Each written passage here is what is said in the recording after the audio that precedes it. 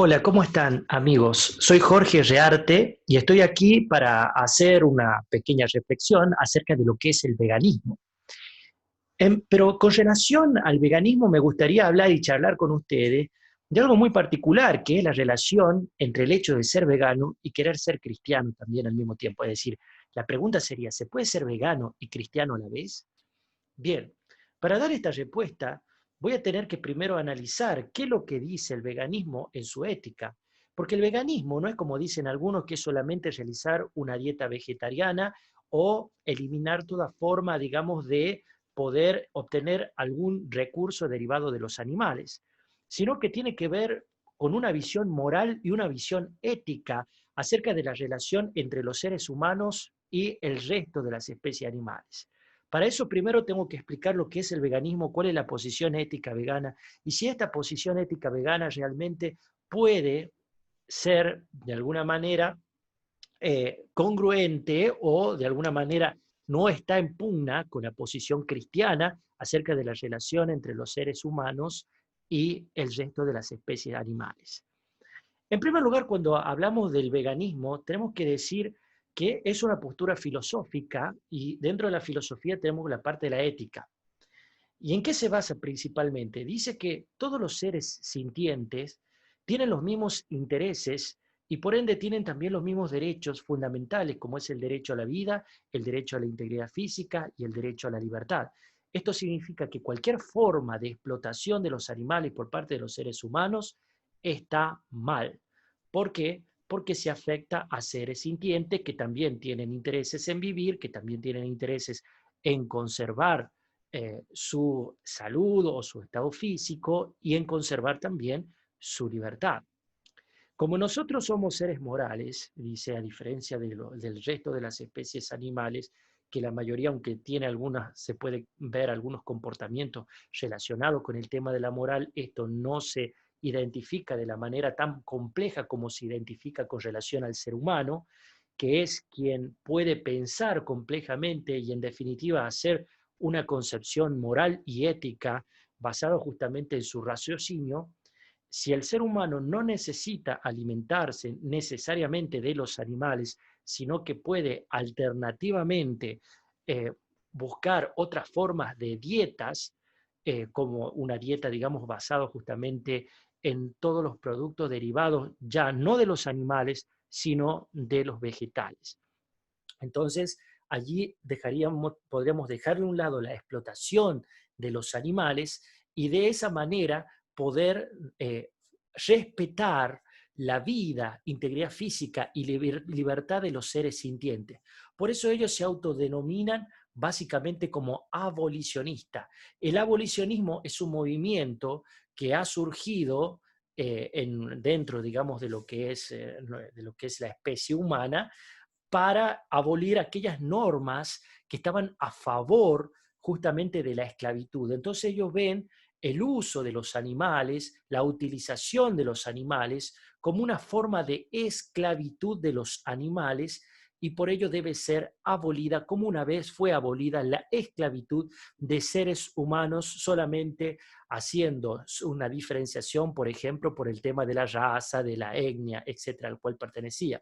Entonces dice, como todos somos seres sintientes, entonces todos tenemos el mismo derecho a la libertad, a la vida y a la integridad física. Entonces, estos seres, estos animales no humanos, son entonces básicamente seres sintientes y seres con derecho, por lo tanto se las considera como verdaderas personas. Cuando hablamos del concepto de persona en términos jurídicos y en términos de derecho, estamos diciendo que es todo ente susceptible de adquirir derecho, es decir, de tener derecho. Entonces, el animal ya deja de ser una cosa susceptible de utilización por el ser humano y pasa a ser una persona a quien se la debe respetar como se respetaría a otro ser humano. Respetarlo en su vida, en su integridad física y en su libertad. Por lo tanto, toda utilización de los animales, toda explotación de los animales es algo que está mal porque se viola el sentido básico del respeto a otro ser, a otra persona, que si bien tiene características diferenciadas, porque cada uno pertenece, cada especie animal tiene características diferenciadas. El ser humano vendría a ser para el veganismo como un animal más, con características propias que son innatas a su especie, pero la diferencia que hay entre las especies animales no la hace por eso mismo superior o inferior, sino que la hace igual en un sentido de que la sintiencia es la base para establecer el sistema por lo cual se debe respetar a todo ser que siente, sea humano o no humano. Entonces, básicamente la ética vegana se basa en la sintiencia como principio fundamental y básico para el respeto de todas las especies en razón justamente de proteger sus intereses y sus derechos fundamentales como personas no humanas. Básicamente esto es lo que pregona el veganismo. Entonces, lo que pregona el veganismo, en definitiva, es una igualdad entre seres humanos y el resto de las especies animales. Entonces se autoproclaman de dos aspectos. Primero, que son antiespecismo. El especismo es la visión que establece diferencia entre una especie y otra, estableciendo verdaderas discriminación en relación a esa diferencia. Es decir, se discrimina una especie de otra especie. Y después también es considerada la postura vegana como una postura más bien, digamos, anti-antropocéntrica. El antropocentrismo significa que el ser humano es el centro, es decir, antropo, humano, ser humano, centro, hombre, es el centro, centrismo es el centro. Es decir, que los intereses de los seres humanos están por encima de los intereses del resto de las especies animales no humanas. Entonces, esa postura, digamos, antiespecista llega a decir que antiespecista y antiantropocéntrica lleva a establecer justamente el criterio de la igualdad absoluta, igualdad que se basa justamente en el respeto por el otro, en el respeto por la otra persona, por la persona no humana. Esto es la base de la explicación ética del veganismo y es la base por los cuales ellos no consumen animales ni tampoco usan los productos derivados de los animales que están siendo explotados, esclavizados e incluso llevando al matadero para poder consumirlos. Entonces, ellos son abolicionistas, ellos tienen una visión, un paradigma en el cual, digamos, se establece que los animales tienen que estar en un estatus de igualdad con los seres humanos. Es decir, el trato igual a los seres humanos, básicamente igual, ¿no? O por lo menos en las bases fundamentales, en los derechos fundamentales, ¿no? Aunque hay derechos que, por supuesto, solamente pueden ejercer los seres humanos por sus características específicas y a los cuales, digamos, las obligaciones no estarían en pugna, puesto que los animales no se les puede exigir al igual que al ser humano, puesto que el ser humano tiene mayor conciencia de sus actos y la facultad de establecer cuándo un acto es bueno o malo, y el animal, en cambio, se rige por los principios de supervivencia y por los principios justamente de satisfacer sus necesidades primordiales y básicas para la subsistencia. Entonces, bajo este criterio del veganismo, que lo pude ver en dos conferencias que se hizo en la Universidad Nacional de La Rioja, se hizo una conferencia en el año 2018 y en el año 2019, en donde se establecía justamente los derechos de las personas no humanas. Estos fueron promovidos por una fundación que se llama Igualdad Animal, que es una fundación que se encuentra en La Rioja, y trajeron referentes incluso a nivel nacional para hablarnos acerca del veganismo, y esto es lo que les puedo contar, que básicamente es lo que pregona el veganismo. Yo lo hice como estudiante de la Universidad Nacional de La Rioja, estudiante de Derecho, me pareció importante ver esta visión para poder entenderla. Ahora bien, ¿realmente somos iguales? ¿Son personas los animales y tenemos un estatus de igualdad entre los animales y los seres humanos, desde el punto de vista teológico, que es lo que me interesa ahora analizar, lo voy a hacer desde el punto de vista de la teología cristiana en general y de la teología católica en particular. Para eso me voy a basar en dos fuentes fundamentales. No voy a ir a tanto, digamos, a lo que sería la opinión de algún autor o la opinión de algún teólogo de renombre, aunque es muy importante también tenerla en consideración. Vamos a ver directamente los textos bíblicos, es decir, vamos a basarnos en la Biblia y vamos a basarnos en el Catecismo de la Iglesia Católica, que es la doctrina oficial de la Iglesia Católica, o podríamos decir teología oficial de la Iglesia Católica, en donde, como decía Santo Tomás de Aquino en su famoso libro Summa Teológica, sería lo que sería la Sagrada Doctrina. Entonces vamos a basarnos en la Biblia y en el Catecismo. Entonces, ¿qué dice la Biblia con relación al tema de la relación del ser humano con los animales? Y algo muy distinto a lo que pregona el veganismo, y por eso encuentro una incompatibilidad entre el veganismo y el cristianismo. Para eso vamos a ver los textos bíblicos que vamos a pasar a compartir a continuación para que ustedes mismos puedan ver que hay una incompatibilidad entre lo que acabo de decir como ética y la ética y moral cristiana. Vamos a empezar a ver, digamos entonces, a compartir la pantalla y vamos a empezar de lo que dice el Génesis capítulo 1. ¿Sí? Ahí en el capítulo 1 está bajo el contexto justamente de la creación del mundo y específicamente de la creación de los seres humanos. Y acá vamos a leer a partir del verso 26 y dice, y dijo Dios, hagamos al ser humano a nuestra imagen como semejanza nuestra. Y manden, fíjense la palabra que usa, y manden en los peces del mar, en las aves del cielo y en las bestias y en todas las alimañas terrestres y en todas las serpes que serpean por la tierra. ¿Qué quiere decir esto? Manden, es decir, le da una potestad al ser humano de autoridad sobre el resto de las especies animales. Como vemos, hay dos cuestiones que son fundamentales. Primero, hace al hombre a imagen de Dios, a nuestra imagen, ¿sí? O sea, que el hombre es imagen, al ser humano es imagen de Dios. Y le dan la potestad de mando, es decir, un estatus de superioridad con relación a los animales. Sigamos leyendo. Creó pues Dios al ser humano a imagen suya, e imagen de Dios le creó, macho y hembra los creó.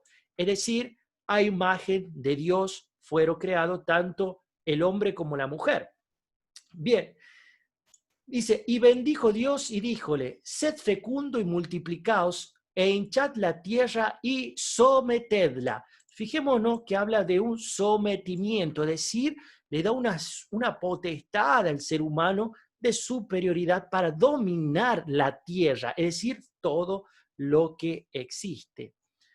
Y vuelve a usar la palabra, mandad en los peces del mar y en las aves de los cielos y en todo animal que serpea en la tierra. Fijémonos, mandad, es decir, hay un estatus de superioridad. El ser humano es el que manda, es decir, es el que decide, el que toma la decisión sobre las demás especies animales. Y dijo Dios, ved que os he dado toda la hierba de semilla que existe sobre la haz de la tierra, de toda la tierra, así como todo árbol que lleva fruto de semilla para vosotros será de alimento. Es decir, en primer lugar, en principio Dios le da para que puedan alimentarse los seres humanos todas las hierbas, los árboles que dan fruto, las semillas. O sea, le da para como alimento los vegetales, básicamente. Eso fue en el momento de la creación. Y también se lo da a los animales, dice, y todo animal terrestre, y todo ave del cielo, y toda serpes de sobre la tierra, animada de vida, toda la hierba verde le doy de alimento, y así fue. Bien, acá entonces vemos que en principio Dios da a la creación para que se alimenten con las hierbas. Pero ¿qué pasa después del diluvio? ¿Sí? Vamos a ver entonces Génesis capítulo 9. En Génesis capítulo 9 el contexto está dado principalmente en el hecho del diluvio, donde Noé construye una arca y mete a su familia y a los animales de dos en dos para salvarlos de ese gran diluvio que se presenta. Entonces, pero vamos a ver que acá Dios le da la potestad para alimentarse de los animales al ser humano. ¿Y cómo le dice acá? Dios bendijo a Noé a su hijo y le dijo: sed fecundo, multiplicaos y llenad la tierra.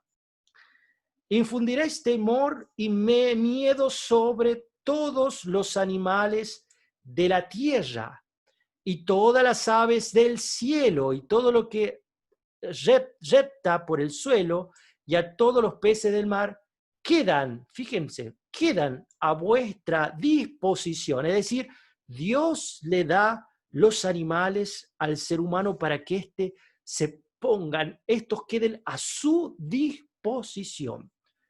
Todo lo que se mueve, fíjense acá, todo lo que se mueve y tiene vida os servirá de alimento. Es decir, que pueden alimentarse, Dios le da la facultad, Dios mismo, el creador del universo, le da la facultad para que se alimente de todo lo que se mueve y tenga vida, es decir, también de los animales. Y dice: todo os los doy, lo mismo que os di la hierba verde. Es decir, que así como les dio en Génesis capítulo 1 para que puedan comer las hierbas y puedan alimentarse de esto, ahora le da todo lo que tiene vida y se mueve, es decir, los animales. Dice: solo dejaré de comer la carne con su alma, es decir, con su sangre, o sea, deberían sacar la sangre. Ahora, vamos, entonces, como vemos acá, al ser humano lo pone en un estatus de superioridad. Le da facultad de mandar, le da la facultad de comer a los animales que van a servir de alimento. Y como digo, le da también, digamos, la disposición de todo lo que existe sobre la tierra. Es decir, que el ser humano es el dueño o quien va a administrar los bienes que Dios creó en este mundo. Ahora vamos a ver también que básicamente la Biblia es antropocéntrica, justamente algo que el veganismo rechaza, como hemos visto, el antropocentrismo. ¿Por qué? Porque considera que tienen que tener igualdad, todos los seres sintientes tienen que ser considerados iguales, iguales en cuanto a que la satisfacción de sus intereses, se tienen que satisfacer los intereses de forma igual entre todos los seres sintientes. Pero Dios, sin embargo, pone por encima de los animales al ser humano.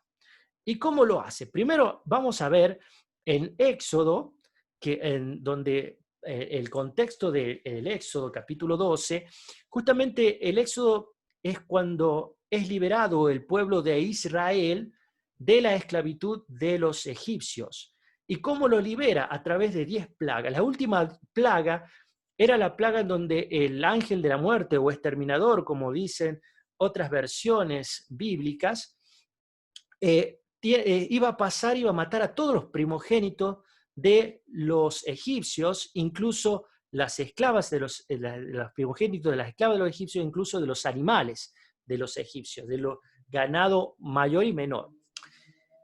¿Y qué pasa? ¿Cómo los israelitas iban a evitar que el ángel de la muerte o el exterminador entre a su casa y mate a su primogénito? A través de una señal que pide Dios. ¿Y en qué consistía la señal? Dice que te tienen que elegir el animal, dice, la familia. Bien, primero dijo Yahvé a Moisés y Aarón en el país de Egipto: este mes será para vosotros el comienzo de los meses, será el primero de los meses del año. Hablad a toda la comunidad de Israel y decid: El día 10 de este mes tomará cada uno para sí una res del ganado menor por familia, una res del ganado menor por casa. Si la familia fuese demasiado reducida para una res de ganado menor, traerá al vecino más cercano a su casa según el número de personas y conforme lo que cada cual pueda comer. El animal será sin defecto, macho de 1 año. Lo escogeréis de entre los corderos o los cabritos, es decir, cordero, cabrito. ¿Sí? Esto es lo que establece la Pascua judía, que después, como memorial de la Pascua, se comen entonces los corderos, el típico cordero, que Jesucristo, por supuesto, como judío comió cuando se celebraban las Pascuas. Dice, los guardaréis hasta el día 14 de este mes y toda la asamblea de la comunidad de los israelitas lo inmolará entre 2 luces. Si lo matarán a esa red. Y luego tomarán la sangre y untarán 2 jambas y el dintel de la casa donde lo coman. En aquel misma noche comerán la carne, la comerán asada al fuego con ácimo y con hierbas amargas. Nada de él comeréis crudo ni cocido, sino asado con su cabeza, sus patas y sus entrañas. Y no dejaréis nada de él para la mañana. Lo que sobre al amanecer lo quemaréis. Así lo habéis de comer, ceñida vuestra cintura, calzado vuestros pies y el bastón en vuestra mano, lo comeréis deprisa. Es Pascua de Yahvé, de Dios, que es Yahvé, que significa yo soy el que soy. Bien, yo pasaré esa noche por la tierra de Egipto y heriré a todos los primogénitos del país de Egipto, desde el hombre hasta los ganados, y me tomaré justicia de todos los dioses de Egipto. Yo, Yahvé. La sangre será vuestra señal en las casas donde moráis. Cuando yo vea la sangre, pasaré de largo ante vosotros, y no habrá entre vosotros plaga exterminadora cuando yo hiera el país de Egipto. Este será un día memorable para vosotros y lo celebraréis como fiesta en honor de Yahvé de generación en generación. Decretaréis que sea fiesta para siempre, es decir, la Pascua judía. Bien, o sea, en definitiva, digamos que lo que hace Dios es poner por encima de los intereses de los animales el interés del pueblo, en este caso de Israel, para liberarlo de los egipcios. ¿Y cómo lo hace? A través del sacrificio de un animal, es decir, se lo mata al animal, y al uso de la sangre para evitar que el ángel de la muerte o el exterminador, o que pase el exterminador, y mate a los primogénitos de los israelitas. Esto significa que los intereses del pueblo de Israel, en otras palabras, los intereses de seres humanos, está por encima de los intereses y la sintiencia de, en este caso, corderos o cabritos que iban a ser sacrificados para ser comidos y para evitar entonces que la plaga entre a sus hogares. Entonces Dios manda a matar porque los animales están en un estatus de inferioridad con relación al ser humano, de tal suerte que los seres humanos pueden usar de los animales para satisfacer sus necesidades. Y acá en este caso era para sacarlos del pueblo de Egipto, donde estaban siendo esclavos los israelitas, pero también lo hace para expiar los pecados. Es decir, Dios también le da potestad al hombre para usar los animales, para sacrificarlo, para expiar sus pecados. Así lo establece en el libro de Levítico, capítulo 1. Vamos a leer el libro de Levítico, capítulo 1, que dice: Yahvé llamó a Moisés y le habló así desde la tienda del encuentro. Habla a los israelitas y dile: cuando alguno de vosotros presente al Yahvé una ofrenda, podrás hacer vuestra ofrenda de ganado mayor o menor. Si su ofrenda es un holocausto de ganado mayor, ofrecerán un macho sin defecto. lo ofrecerán a la entrada de la tienda del encuentro para que sea grato ante Yahvé. Es decir, ofrecer un animal era grato ante Yahvé.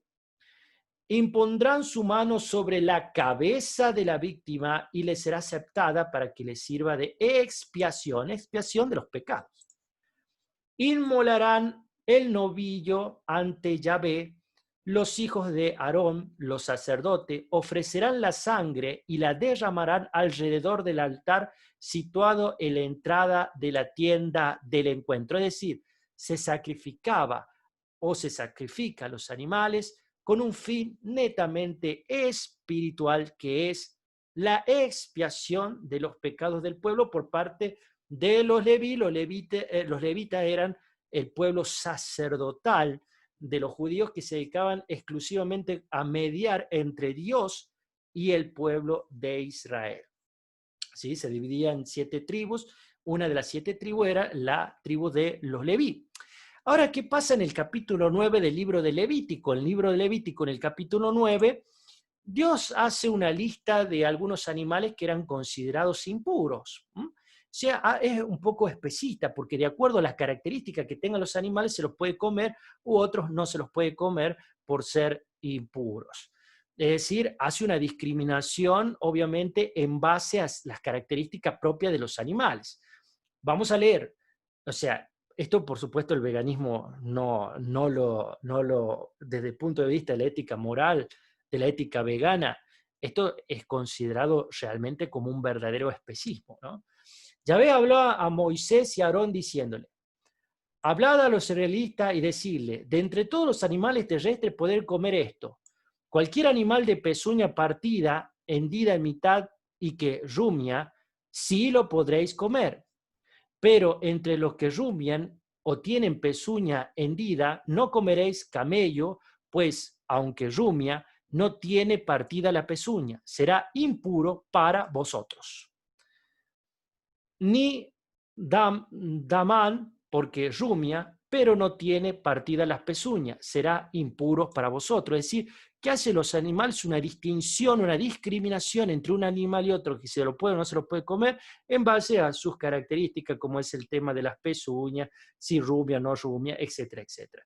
Sin embargo, cuando nosotros vemos la nueva alianza en la sangre de Jesucristo, Jesucristo nos enseña que son puros todos los alimentos. ¿A dónde nos enseña esto? En el libro de San Marcos, capítulo 7, cuando dice, él le dijo, con que también vosotros estáis sin inteligencia, no comprendéis que todo lo que de afuera entra en el hombre no puede contaminarle, es decir, lo que entra de afuera es lo que come el hombre, ¿no? Pues no entra en su corazón, sino en el vientre y va al excusado. Así declaraba, y acá lo dice muy claramente, puro a todos los alimentos. Como podemos ver, entonces Jesucristo nos enseña que podemos comer todo tipo de alimentos, es decir, cualquier tipo de carne, cualquier tipo de animal, tenga las pezuñas cortadas, sea rumiante o no sea rumiante, es decir, que establece en esta nueva alianza Jesucristo la posibilidad de comer todo tipo de animales. La superioridad del ser humano también la podemos ver en el Antiguo Testamento, en el libro de los Salmos. En el libro de los Salmos, capítulo 8, vemos acá, a partir del verso 5, sobre lo que es el ser humano para la Biblia. ¿Qué es el hombre? Dice, para que de él te acuerdes, el hijo de Adán, para que de él te cuides. Apenas inferior a un Dios le hiciste, decía el ser humano es apenas inferior a un Dios, coronándole de gloria y de esplendor. Le hiciste Señor, fijémonos que usa la palabra Señor de las obras de tus manos, como fue puesto para todo, fue puesto por ti bajo sus pies. ¿Qué quiere decir? Cuando habla de que lo hiciste Señor, quiere decir que lo hiciste el dominador, que lo hiciste aquel que tiene la potestad sobre el resto de la creación, entre ellos sobre los animales, y lo puso todo bajo sus pies. O sea, que tiene un estatus de superioridad el ser humano con relación al resto de la creación y entre ellos con los animales. Dice, todo, entonces vuelvo a repetir, todo fue puesto por ti, es decir, por Dios, bajo sus pies, ovejas y bueyes, todos juntos y aún las bestias del campo y las aves del cielo y los peces del mar que surcan la senda de las aguas. O sea, todo esto está bajo los pies del ser humano, es decir, que el ser humano tiene una superioridad otorgada por Dios, una potestad, un señorío sobre los animales otorgado por el mismo Dios. Vemos aquí claramente una posición antropocéntrica contraria a lo que el veganismo pregona.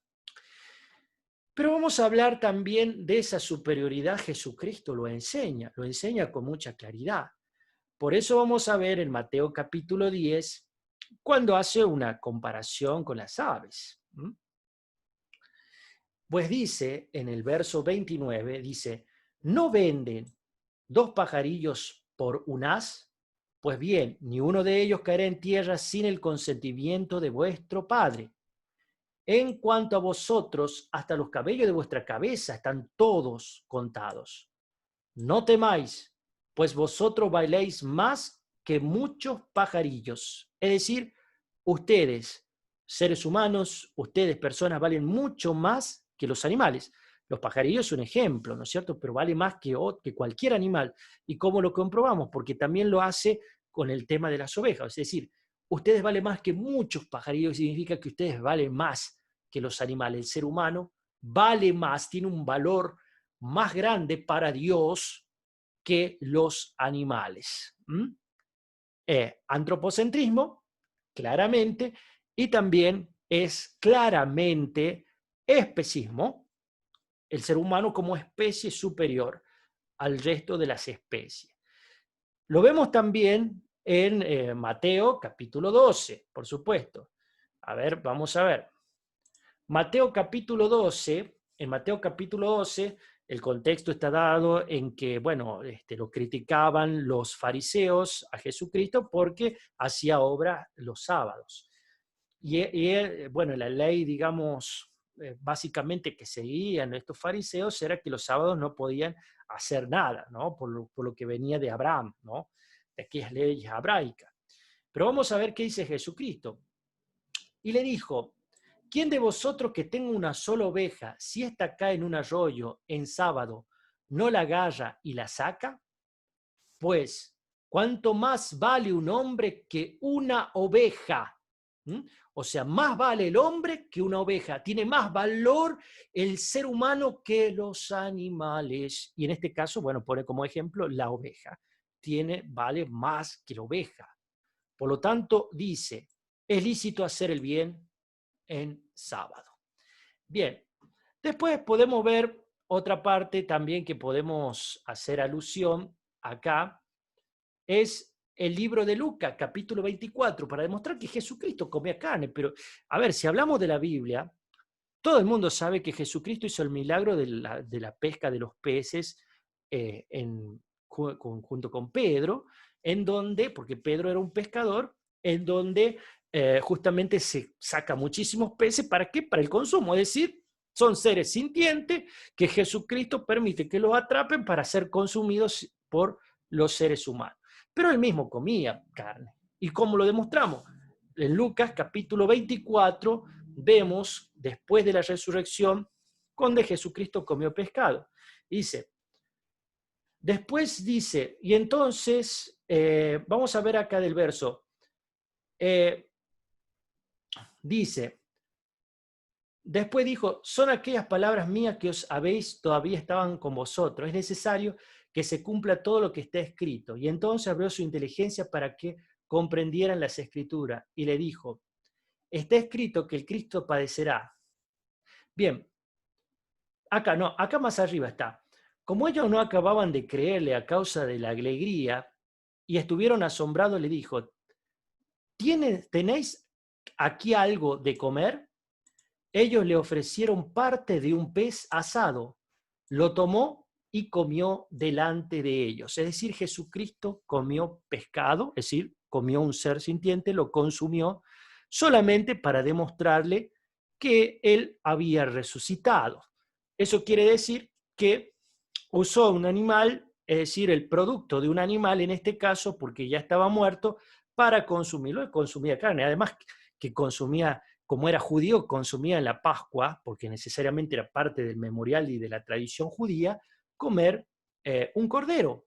Era parte, digamos, es parte y sigue siendo parte de la tradición judía. Vamos a ver, para seguir ahondando, digamos, un poco en los ejemplos, vamos a ver también en Hechos de los Apóstoles, cuando Pedro quiso comer, estaba con hambre, ¿y qué le dio Dios para que pueda comer? Dice, al día siguiente, mientras iban de camino y se acercaban a la ciudad, subió Pedro al terrado sobre la hora sexta para hacer oración. Sintió hambre y quiso comer. Mientras se lo preparaban, le sobrevino un éxtasis. Y vio los cielos abiertos y que bajaba hacia la tierra una cosa así como un gran lienzo atado por las cuatro puntas. Dentro de él había toda suerte de cuadrúpedos, reptiles de la tierra y aves del cielo. Y una voz le dijo, levántate, Pedro, sacrifica y come.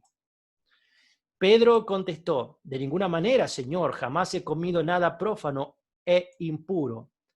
La voz le dijo por segunda vez, lo que Dios ha purificado, no lo llames tú prófano. Es decir, como Jesucristo hizo puro a todos los alimentos, se puede comer todos los alimentos. Esto es parte del mensaje que nos da también este pasaje de la Biblia del libro de los Hechos, capítulo 10. Podemos ir también a Romanos capítulo 14. Acá me interesa también hacer una reflexión. ¿Es lícito no comer carne si no quiere comer carne alguien? Por supuesto, es 100% lícito, hermano. No vamos a ponernos en desacuerdo con esto. El que no quiera comer, que no coma, pero el que come carne no tiene por qué ser criticado por el que no come como que está haciendo algo antiético o algo inmoral, como haría un vegano que entiende desde su punto de vista ético que está mal comer carne porque afecta a un ser sintiente. Vamos a ver entonces, o porque colabora con la explotación animal, en definitiva. Vamos a ver entonces lo que dice Romano. Dice, el libro de los Romanos es una carta escrita, digamos, por el apóstol San Pablo a los romanos, a los cristianos de Roma. ¿Qué dice en esa carta? Acoged bien al que es débil en la fe sin discutir opiniones. Es débil en la fe. Uno cree poder comer de todo, mientras el débil no come más que verduras. Es decir, el débil en la fe, como no tiene fe, digamos, suficiente para creer que Dios le da la potestad sobre los animales para poder comérselo, entonces come verdura. Es débil en la fe. Así lo llama el apóstol San Pablo. Y dice después, el que come no desprecia al que no come, y el que no come tampoco juzgue, habla la palabra juzgar, no solamente desprecio, al que come, pues Dios le ha acogido. Entonces, después habla de quién eres tú para juzgar al criado ajeno, etcétera, etcétera. O sea que lo que dice es que no hay que juzgarse, pero justamente el cambio de paradigma que establece el veganismo está dado por un juicio de valor. Es malo comer animales porque se explotan los animales, es malo, por supuesto, consumirlo porque se está colaborando con la explotación de seres sintientes que tienen los mismos derechos que tienen los seres humanos. Vamos a ver también a la carta a los Corintios, donde dice que podemos comer básicamente de todo. Dice, acá, dice, comed todo lo que se vende en el mercado sin plantearos cuestiones de conciencia, pues del Señor es la tierra y todo cuanto contiene. Es decir, si Dios da la potestad para comer al ser humano, puede comer cualquier cristiano que cree en la palabra de Dios, que cree en la Biblia, que cree que Dios ha revelado que el hombre puede consumir los animales y tiene potestad para hacerlo porque Él se la ha dado, eh, puede comer todo sin que esto, digamos, sea una cuestión que tenga que afectar su conciencia, pues del Señor, quien es el que le ha dado, es la tierra y todo cuanto contiene la tierra. Muy bien, con esto he demostrado básicamente a través de la Biblia, a través de estos ejemplos, podemos poner muchos más y hablar de muchas otras cosas más, pero es suficiente para poder esclarecer que la Biblia es un libro principalmente antropocéntrico, es decir, donde el ser humano es el centro, es lo más importante y los intereses de los seres humanos están por encima de los intereses de los animales, y es también especista porque hace una diferenciación entre un animal y otro en algunos de los pasajes, en algún pasaje como hemos observado. Ahora bien, ¿qué dice el Catecismo de la Iglesia Católica? Vamos a hacer un repaso para ya terminar con esta visión.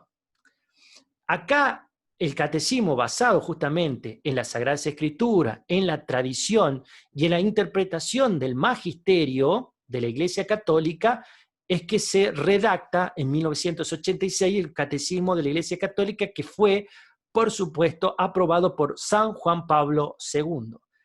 Había otro catecismo anteriormente que era el Catecismo de Trento, que es un catecismo más antiguo que viene, digamos, del Concilio de Trento, pero este nuevo catecismo está contenido sobre todo después de la reforma, una reformulación que se hizo en el Concilio Vaticano II, que es el último concilio ecuménico de la Iglesia Católica, y por eso me parece mucho más interesante consultar este catecismo, que es el último catecismo, que contiene todas las reformulaciones establecidas por los nuevos paradigmas del magisterio extraordinario y por supuesto del magisterio ordinario también, pero que no modifica en nada lo que es la doctrina central de la Iglesia Católica. Con relación al tema de la Iglesia Católica en la relación entre los seres humanos y las otras especies animales, o vamos a decir, hay una diferencia entre el ser humano y las demás especies, como hemos visto desde el punto de vista teológico, vamos a ver lo que el catecismo nos enseña al respecto y vamos a ver entonces entre el numeral 2415 y el numeral 2418 de dicho catecismo, bajo el título El respeto de la integridad de la creación. ¿Qué nos dice el numeral 2415? El séptimo mandamiento exige el respeto de la integridad de la creación. Y acá viene esta frase que es totalmente antivegana para mí. Los animales, como las plantas y los seres inanimados, pero fijémonos bien, los animales, que es lo que estamos hablando específicamente, están naturalmente destinados al bien común de la humanidad pasada, presente y futura. Es decir, están destinados al bien común de la humanidad, es decir, que el destino de los animales es el bien del ser humano, es satisfacer los intereses humanos, puro antropocentrismo, es decir, el ser humano como centro, como lo más importante. Después habla del uso de los recursos minerales, vegetales y animales. Fijémonos que habla de los animales como recursos animales. ¿Eso qué quiere decir? Los recursos son aquellos que se utilizan para satisfacer necesidades humanas, es decir, que los animales pueden ser utilizados para satisfacer necesidades humanas o están destinados a satisfacer esas necesidades humanas. Por lo tanto, son recursos. Dice, del universo, es decir, no solamente de este mundo, sino los animales del universo, no pueden ser separados, después dice, del respeto a las exigencias morales. El dominio concedido por el Creador, acá fijémonos bien, el dominio, ¿ve? Que tiene un dominio concedido por el Creador al hombre. Hay un dominio sobre los seres inanimados y los seres vivos. Dice, no es absoluto. Está regulado por el cuidado de la calidad de vida del prójimo. El prójimo es otro ser humano, incluyendo las generaciones venideras. Exige un respeto religioso de la integridad de la creación, pero siempre en pos de no dejarle sin recurso al prójimo, es decir, a otro ser humano, no a un animal, no a otro animal o no a otra especie animal. Después, el 2416 dice, esto es muy importante porque se puede amar a los animales, y esto vamos a ver que está bien el tratarlos bien a los animales. Dice, los animales son criaturas de Dios, que los rodea en su solicitud providencial. Por su simple existencia lo bendicen, le dan gloria. También los hombres le deben aprecio a los animales. Esto es importante. Recuérdese con qué delicadeza trataban a los animales San Francisco de Asís y San Felipe Neri. Pero vamos a ver, a pesar de este aprecio que debe el ser humano a los animales, por supuesto que le debe aprecio. No cabe la menor duda. Sin embargo, en el 2417 es muy elocuente cuando dice, Dios confió los animales a la administración del que fue creado por él a su imagen, como hemos visto en Génesis, el hombre es creado a imagen y semejanza de Dios, por lo tanto la administración la tiene el ser humano. Por lo tanto, es legítimo servirse de los animales para el alimento y la confección de vestidos. Se los puede domesticar para que ayuden al hombre en sus trabajos y en sus ocios. Los experimentos médicos y científicos en animales son prácticas moralmente aceptables si se mantienen en límites razonables y contribuyen a cuidar o salvar vidas humanas.